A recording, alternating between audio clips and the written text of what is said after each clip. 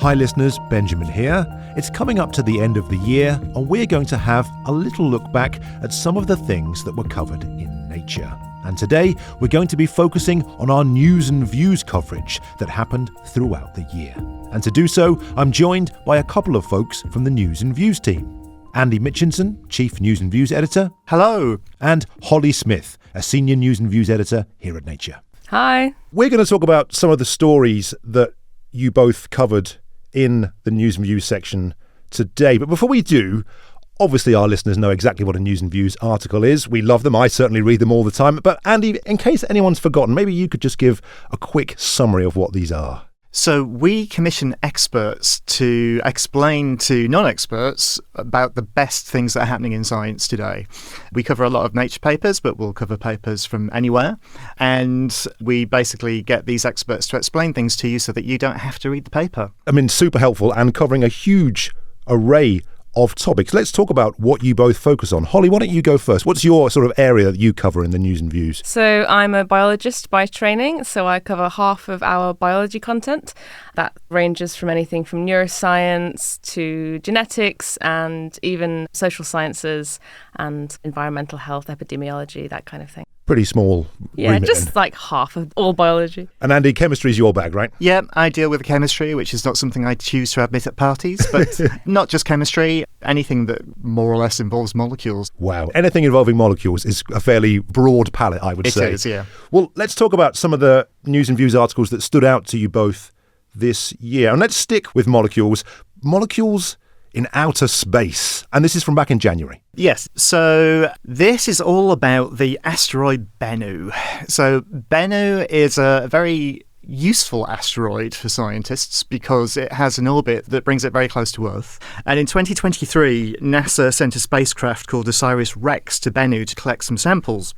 And then what happened then, even more incredibly, was that the samples were returned to Earth and protected from the atmosphere, because what people don't realise, I think, quite often is that when you get samples from space, when they come into contact with Earth's atmosphere, there's lots of gases and moisture, and it can cause all the delicate materials that are in the asteroid to undergo chemical reactions or to do other things that basically mean that they kind of decompose. And that means you can't analyse them in their pristine state. But the great thing about this return mission, as they call it, is that it came back and it brought samples that were preserved exactly as they had been on the asteroid. And then scientists look at them in their pristine state and learn things that they wouldn't have been able to have learned from, for the sake of argument, meteorites that had fallen to Earth and already passed through the atmosphere. And I covered this story actually back in January and spoke to one of the authors involved.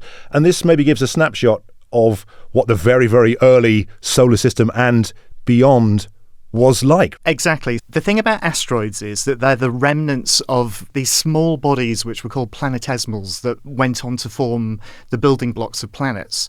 So if you look at asteroids, you can basically learn things about the materials that forms the solar system. And so one thing about these planetesimals is that a lot of them contains ices and organic materials, which are potentially of interest for various reasons. We'll come on to that later, I guess. Well, quite.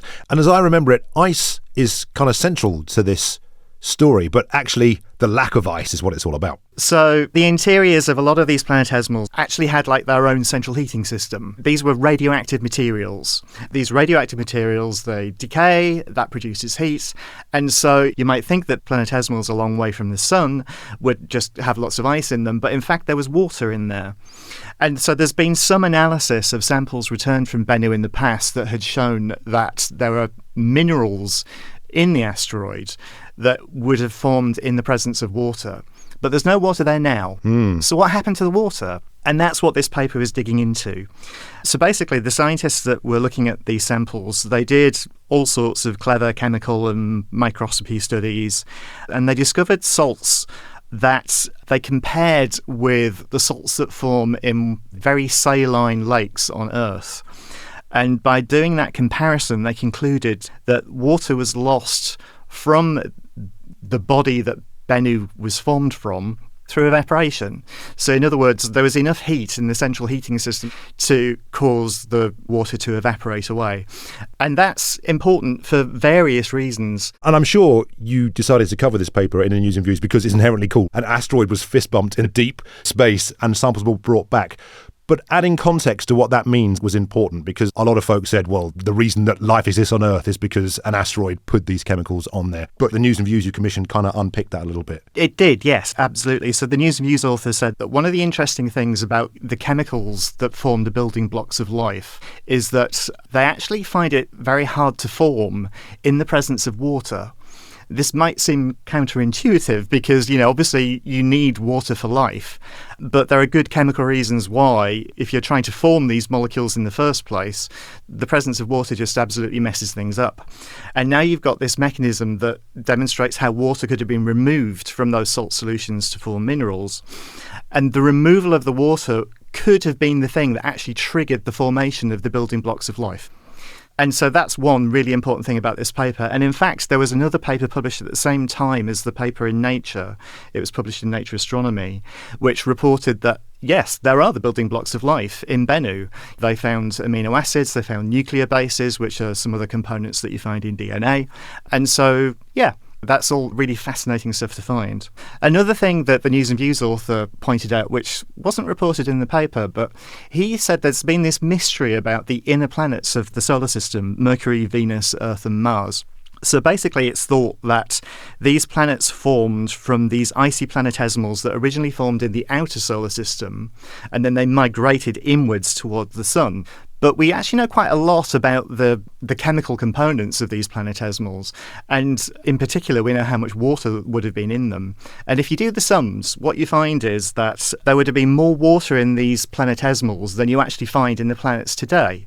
So how do you account for that imbalance? Well, now we've got this evidence that water was lost, and that could be the explanation. That could explain why there is as much water as there is in the inner planets of the solar system. And what I love so much about stories like this is that we know what the final jigsaw puzzle looks like, but how the pieces got into place, that's less well understood. So these little bits are helping maybe bring all that wonderful scene together, I suppose. Yeah, exactly. And you can learn so much about the early history of the solar system by doing exactly this type of analysis. And it's really important to emphasise that you would not have got this information unless you'd actually sent a spacecraft to the asteroid and brought it back and preserved these minerals. That's why these missions are so important. Well, let's move on to another News and Views article, Holly, one that you covered. And I guess it is tangentially related in terms of the building blocks of life, things like DNA and RNA. And what I like about this News and Views story is that it really is allowed to deep dive into a topic with quite a lot of moving parts and really unpick it. And it's about how cells do what they do. Exactly, yes. So a big question in biology is how do you actually define a cell type? So for many years, scientists have been categorizing cells based on their shape, so their morphology, and also their function. But it's very difficult to do that for a large number of cells, like you'd get in a whole nervous system, for example. So over the past few years, scientists have been using snapshots of all the RNA that a cell is expressing to get an idea of all the proteins that are expressed in that cell, and that gives them an idea of what the function is. But one question in biology is, does that snapshot of RNA always equate to what a cell's function would be? And that's the kind of question that the authors of this paper were looking to address. And quite a big thing then, because this is one of those central things that biologists have just relied upon for a long time. And I guess this is why this paper was of interest to you for a News and Views article. Right. So nowadays there's loads of studies where scientists have been trying to create atlases of different tissues based on their RNA expression. But this paper sort of brings into question whether we can actually categorize cells based on that RNA expression, because genes are being expressed in a cell might not necessarily reflect what those cells are doing, because cells change state over time during development and their sort of molecular profile changes. So this is sort of throwing a bit of a spanner in the works in a way. And so you talk then about atlases of human cells and things like that. In this case, the authors of the research paper were looking at fish. That's right. So they were looking at a model organism, the zebrafish, which is really useful because young zebrafish are see-through, so you can do experiments with fluorescent markers with them. And what they're doing is they're looking at a part of the brain called the optic tectum, which processes visual stimuli. So they characterize the neurons based on their transcriptomic profile, and then they also do functional studies with them to look at the function of the neurons. And then they took the transcriptomic type and the functional type, and they tried to correlate them, and they found that they don't always overlap. Which in itself is an interesting result, but could have broader implications because it maybe upends some assumptions. And this is what your News and Views authors were looking at in terms of what context? Exactly, yeah. They were experts in the development of the nervous system. So a lot of the News and Views digs into how neurons that might be similar in terms of their transcriptome, in terms of the genes they're expressing, they might start to get different functions based on the kind of inputs from the local environment in the nervous system as it develops. And we do love a story where assumptions are flipped over, right? Like everyone thought it was X, actually it might be Y. What does your News and Views article say about what this might mean more broadly? They kind of tap into this debate about taxonomy, so how we categorize life forms, whether it's species or, in this case, cell types, and how that's useful in some aspects for kind of understanding how, for example, the nervous system is organized, how the body is organized, but it doesn't give a full picture because a cell type or its state changes through time and over development. And what do you think the impact of this might be? Obviously, the paper's out and the expert comment as well. Do we think this is going to lead to a shift in how biology is done? Well, that's a good question. It was one of our most read News and Views of this year, actually. I think probably because it's a pertinent question for many biologists looking at all different systems of the body in different species. Let's keep moving then. And another story that you've chosen to highlight, Holly, is a climate story. Now, we obviously cover a lot of climate change related stories on the Nature podcast, and I know you do in the News and Views section as well.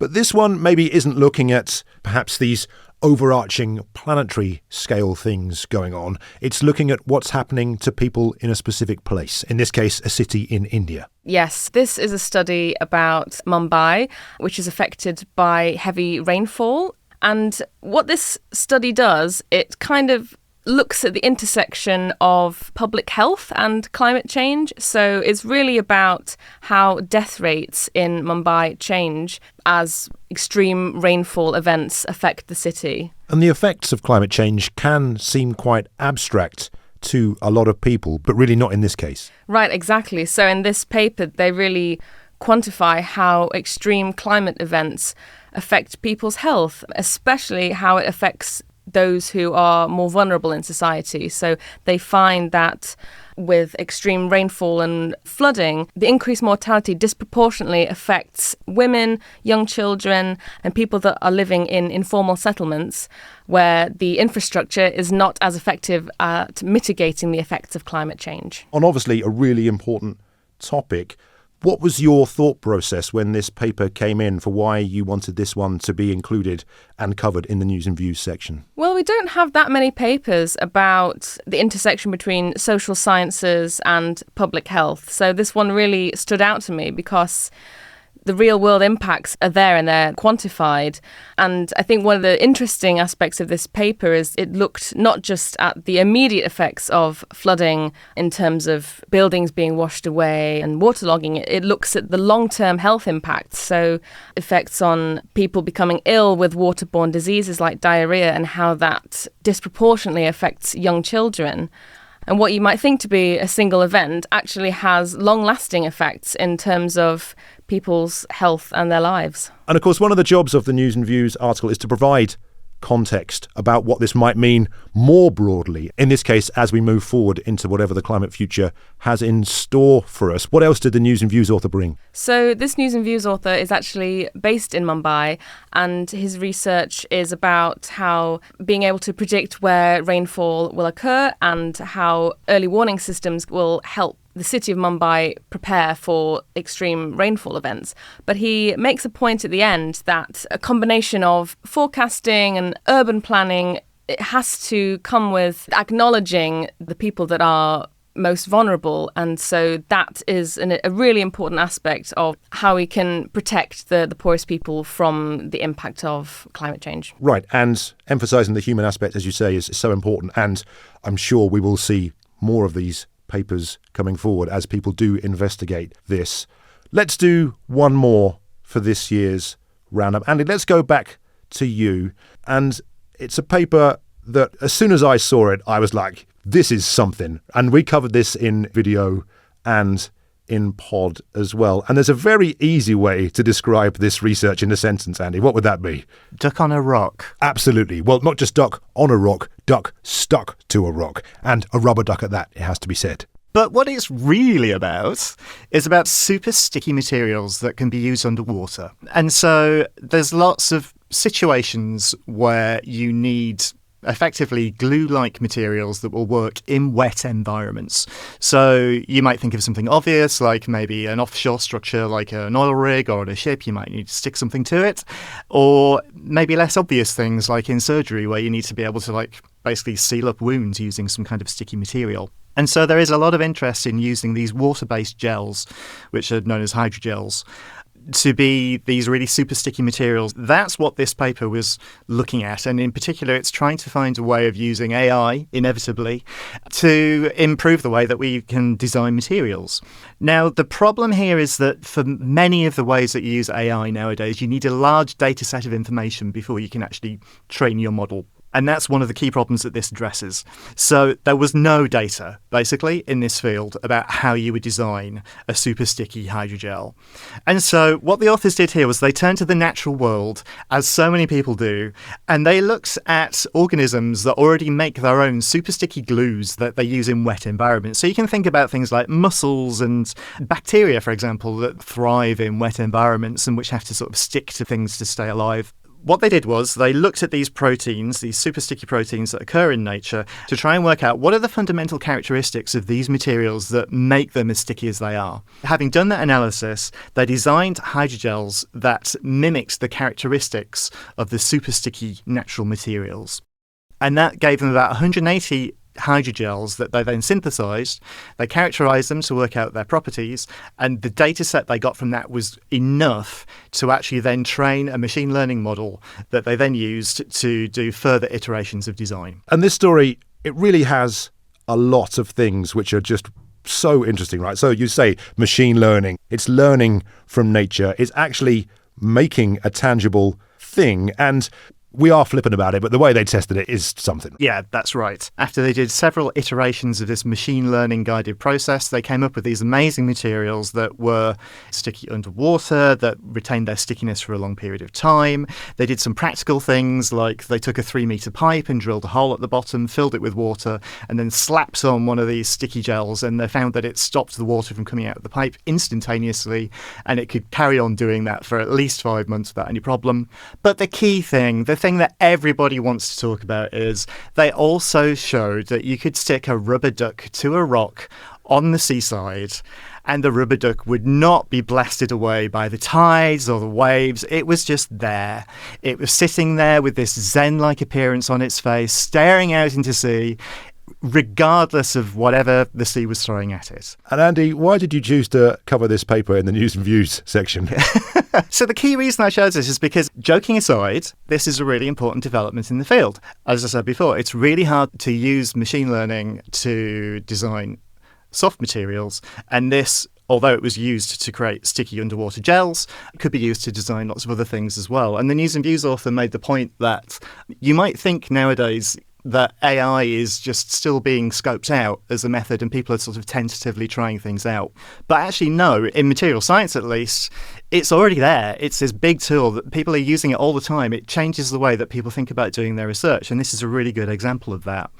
So that was the key reason for me. But, you know, you got to say, full marks to the authors for coming up with a demonstration of their gels that really, really cuts through everything and that people can understand. And, you know, I have to say that there was a really surreal period in the office where wherever I went, I could see this rubber duck. You know, we used a picture of the rubber duck as one of the figures for the news and views. I spent a lot of time looking at photos of rubber ducks stuck to a rock. And seemingly wherever I went in the office, you know, the multimedia team were doing a video about it. I could see there was a rubber duck on their screens. I went to the sub-editors. They were looking at the rubber duck that was going on the cover. And so I have to really thank the authors for creating that very special moment during the year where there were just rubber ducks everywhere. Wonderful. Well, listen, let's leave it there. We've covered a lot of ground there. My goodness. Your team has chosen a bunch of articles from the year that have stood out to you for a variety of reasons, doc-based or other. Tell us about it. Okay, we like to give an overview of the year, so we pick a news and views from each month of the year. If you want a reminder of all the fantastic stuff that happened in science in 2025, this is a great place to start. And listeners, we will put a link to that in the show notes so you can find all of those. And of course, there will be many more news and views articles next year for us to talk about, I'm sure. But for the time being, all that's left to say is Andy and Holly, thank you so much for joining me. Thank you. Thanks very much.